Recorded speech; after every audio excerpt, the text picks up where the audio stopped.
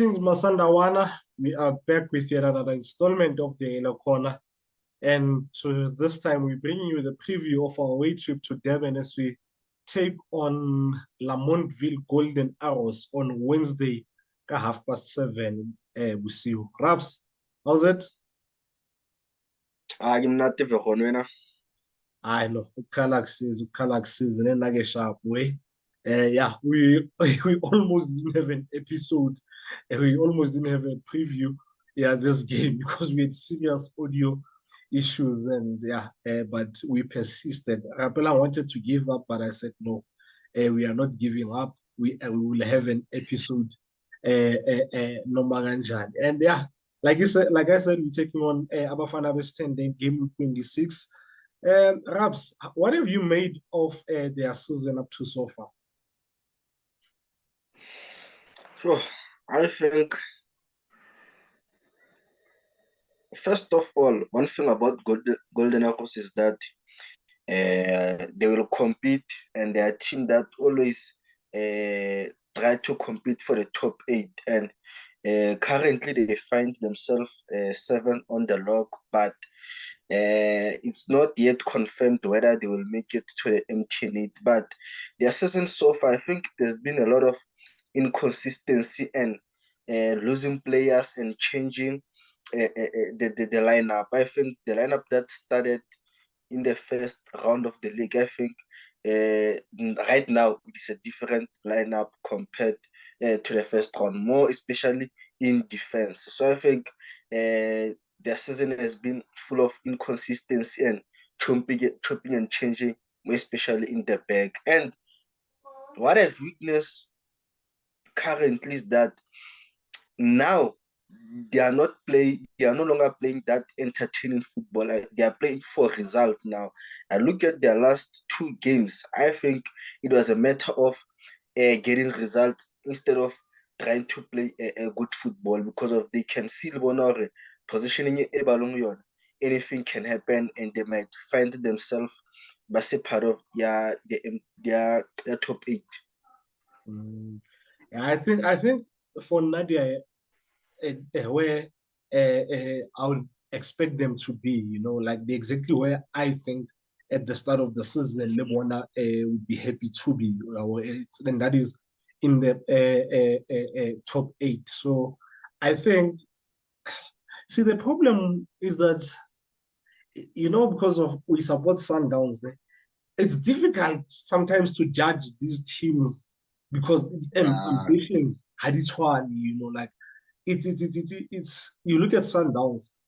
I know I expect them to be some up there throughout the season, and because of the squad that we have, the salaries, the technical team, and all that. So sometimes it becomes maybe we too harsh on these teams because of we try to judge them. Sundowns, I think we don't follow them like we follow Sundowns. We don't watch their games like we watch game of Sundowns, and also in media we don't watch the conferences about coach. So we don't have that information that we have at Sundowns. So ke ka ho ibang thata to gauge your bona as a team, what are their goals and what they want to achieve at the end of the season. Mm-hmm. Hey, another thing that shocked me, man, when I was checking the stats is that they've only won 2 games in a row.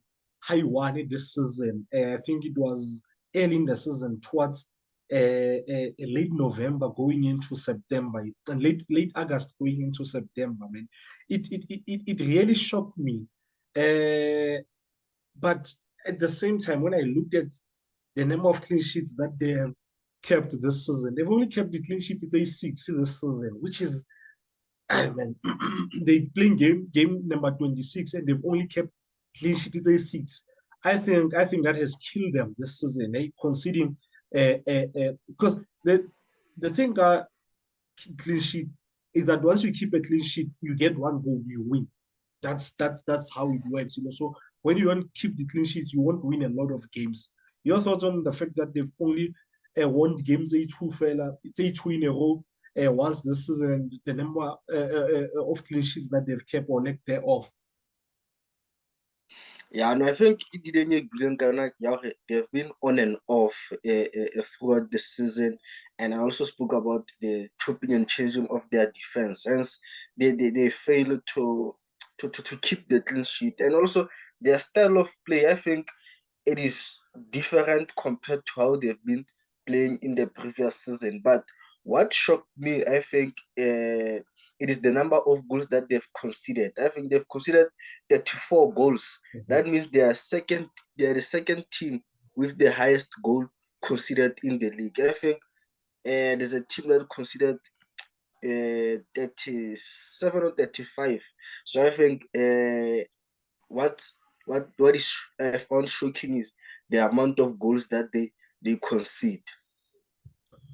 Maybe they're conceding so many goals because they don't work on their defense that much, because two of the three guys they have in their technical team were strikers in their day. Hey, Vosele, Lemabuti, and then yeah, Musanele, and that defensive midfielder, le defender. So maybe training they focus mostly on the offensive side of things. But like you said, they are seventh on the log. They've played 25 games. They've won 8 of their games, drawing 5 and then losing 11.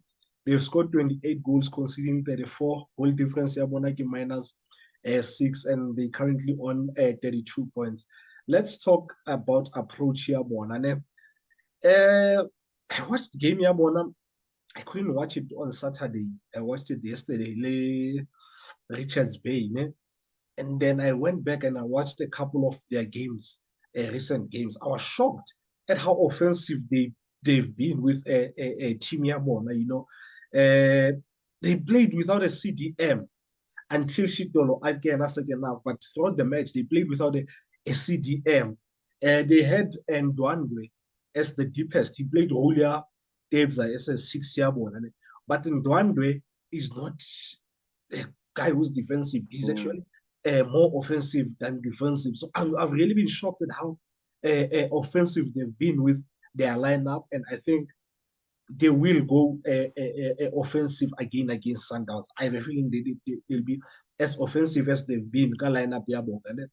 Another thing that shocked me, I'm not sure if you picked it up when they played Richards Bay, is that Divine will play. Divine will play because he played first round of the season when he played them, so he will play again. I think the agreement is that he plays when we play ours. Is that Divine didn't play left back, he played left wing in this game against Richards Bay. But what was more shocking is that he was inverting quite a lot, and he was playing very well in the first half, which I didn't think Divine had that in him. You know, like I was really impressed at how he played first half inverted. Second half, he didn't invert as much as he did can talk up first half. But first half he was adding numbers more hurry and in the offensive half, which is something I would have, if you told me Divine could play Mole, I would have said no. Divine can't play Mole, you know, but he played really well against Richards Bay first half. The one thing that you need to plan against when you plan for Arrows is how the forwards Zabona move around, how they switch positions, how one will go from being central, being the focal point of attack, going to right forward or left forward. It's really confusing because one moment you think Modi's on the right, he's central, Snilling,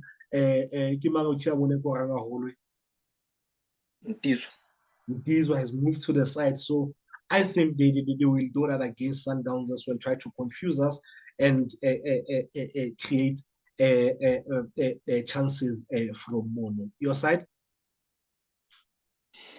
I think obviously they watched our game against Swallows, and one thing I think they picked up is that they need to be stubborn at the back. They need to shut down the spaces as quick as possible. And I also spoke about recently they play for results. They are no longer a team that plays that entertaining football. I think now they are results driven because of we are left with 5 games before the league ends.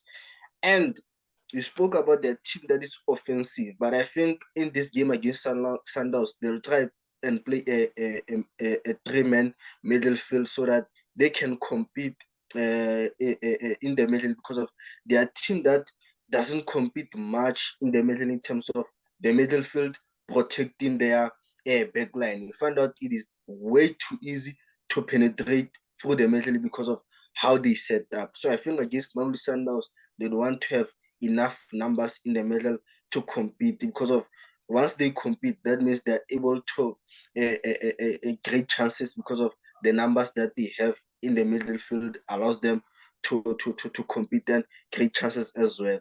And I think in this game, they will play a 4-3-3. I think up front, Mutizo will play as a center forward, and uh, Modi and Sibia will be on the forwards. And you spoke about how they interchange the position. I think they'll do exactly work. I think they give mobility up front, and that becomes too difficult for the defenders to deal with, because of Mutiso is not that number 9 striker who always inside the box. Sometimes he drops too deep, or sometimes he goes wide.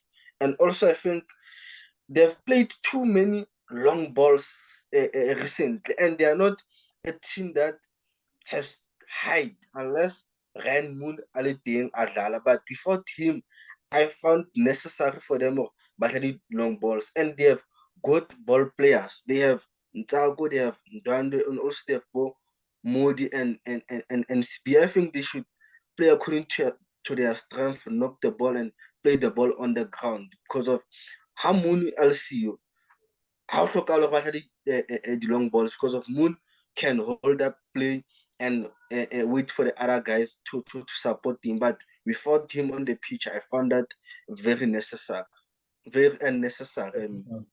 Mm. In their last game, man, they played with a lot of forwards. I think they started ka Bryce, Cantone ya Bryce, le Mutizwa up top. So yeah, I'm not sure if they'll be brave enough to do so against Sundowns. But talking about Sundowns, let's talk about yeah. And I think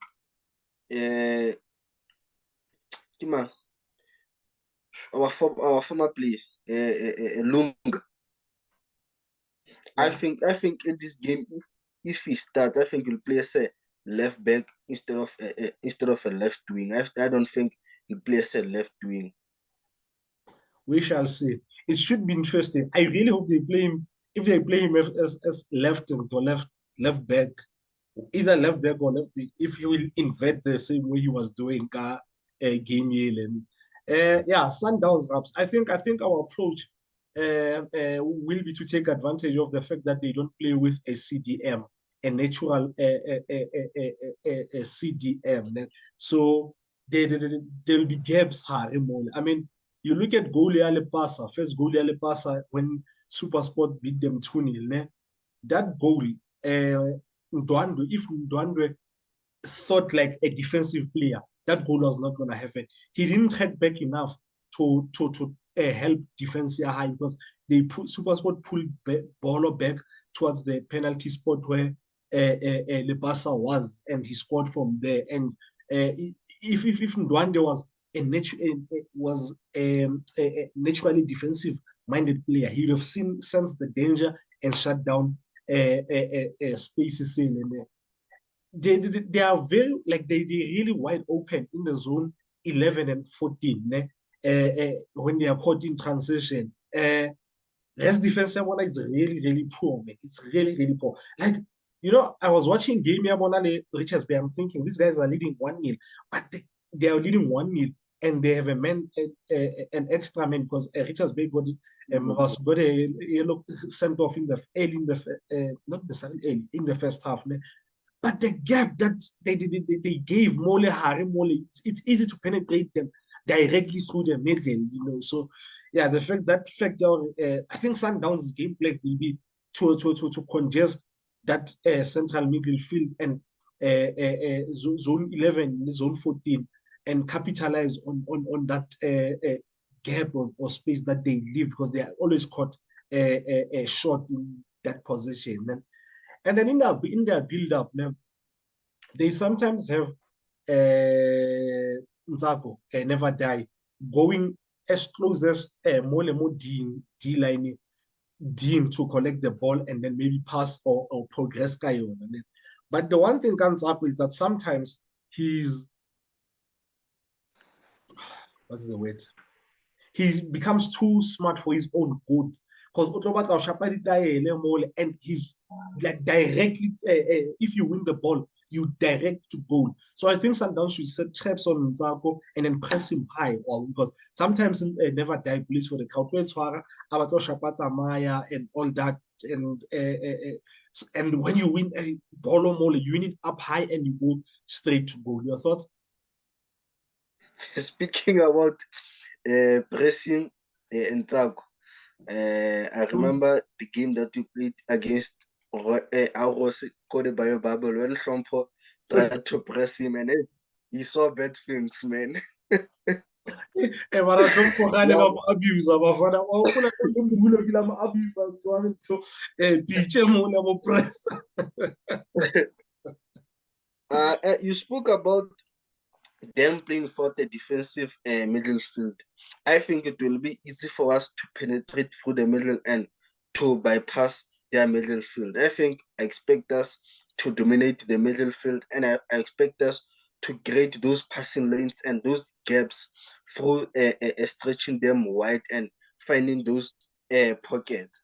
And they're a team that has been found shaky once they've been pressed. I think they are back form, especially their center back. They are not relaxed. They are battle about Swile, and they tend to make a lot of mistakes, as well as their goalkeeper as well. And I think we should do better in terms of shifting the ball and trying to open them. Because of against Swallows, I think we found it hard to open them up and create those chances. I think if Arrows come with the similar approach like Swallows in terms of being stubborn at the back, I think we should find ways to open them up and force them to crack. And another thing that we lacked against Swallows, which disappointed a lot of fans, I think it was the composure inside the box. I think we lacked composure inside the box. There were moments where we arrived on the final third and we could have done the most simplest thing, but it didn't work out because of Shalula missed a couple of chances. Lembula he had a chance to score. I think we should be more composed. As much as sometimes inside the box, the opponent is dealing at and there's no space to take two touches. But one thing about being composed inside the box is that once the opponents are atatile and you protect the ball, obviously you are likely to get the penalty. So I think I'm expecting us to be more composed inside the box. Yeah, no, we were really lethargic against Swallows, man. We did everything slow, man. It's we were not ourselves, man. That was not a. Yeah. I did not enjoy gaming. Like I really didn't enjoy gaming. And so you'd hope we on Wednesday we'll up the tempo when we need to. More so, these guys.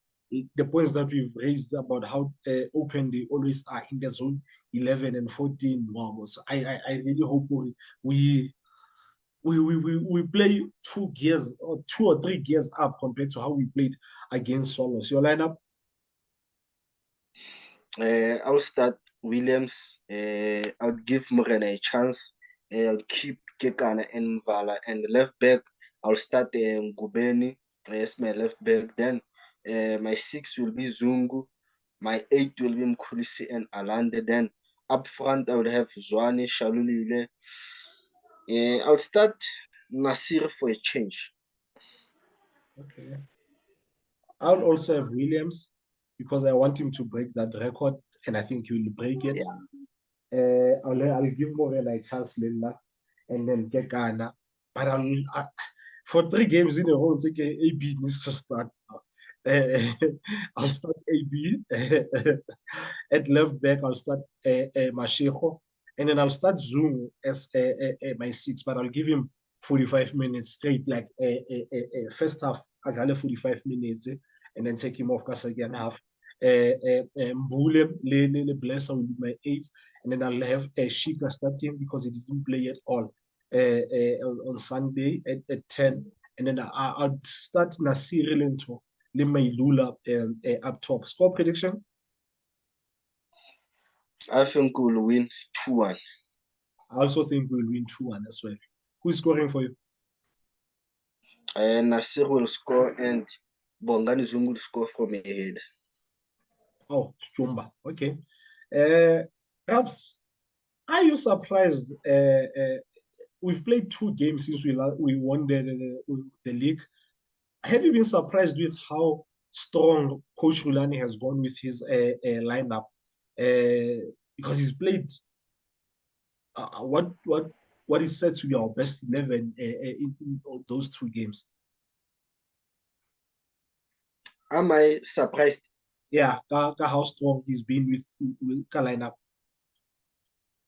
I think I'm not surprised at all. As much as we've won the league, I think he still want to keep that momentum going because of we still have a couple of games to play in the Nedbank and in the CAF Champions League, and also there's this thing the record. I think you want to overcome that record there or break that record there 71 points. So I think the things that I think the reason why he goes for the that strong lineup, I think because of the records and also try to keep that momentum and also strengthen that chemistry between the players so that when those tough fixtures that Nedbank and CAF Champions League comes, everyone is ready and as a team we will be strong, of course.